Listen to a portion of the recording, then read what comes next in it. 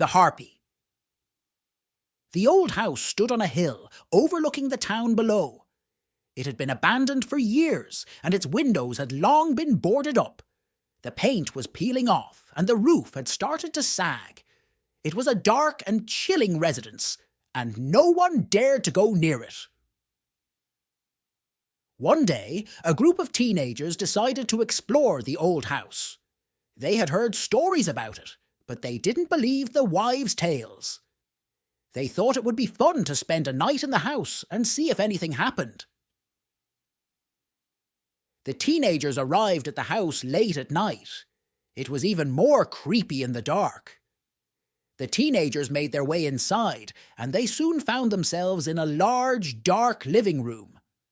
There were cobwebs everywhere, and the air was thick with dust. The teenagers started to explore the house. They found a library, a dining room, and a master bedroom. All of the furniture was coated in layers of dust, and the rooms were filled with shadows. The teenagers were starting to get scared. They wanted to leave, but they were afraid to go outside in the dark. They decided to stay in the house for the rest of the night and leave in the morning. The teenagers took residence in the living room and sprawled out on the carpet, chatting to each other to pass the time. As the night wore on, they began to doze off. One of the teenagers, a girl named Sarah, woke up with a start. She heard a noise coming from upstairs. She sat up and listened. The noise sounded like someone was walking around. Sarah woke up her friends, and they all listened to the noise together. The footsteps grew louder, and they could soon hear them coming down the stairs. The teenagers were terrified. They didn't know what was making the noise, but they knew it wasn't human.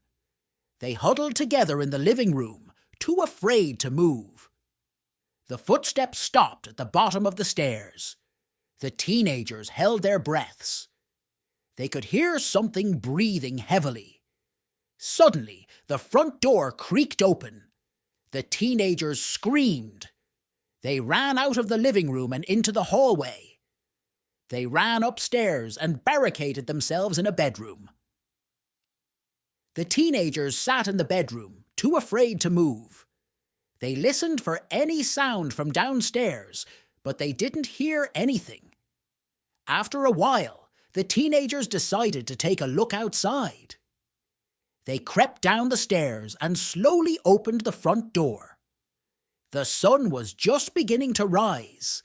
The teenagers looked outside, but they didn't see anything. The house was quiet and still. The teenagers decided to leave the house. They ran out the front door and never looked back. As they ran away from the house, they heard a noise behind them. They turned around, but they didn't see anything. The teenagers kept running until they reached the town. They were all shaking, and they were out of breath. They couldn't believe what they had just experienced.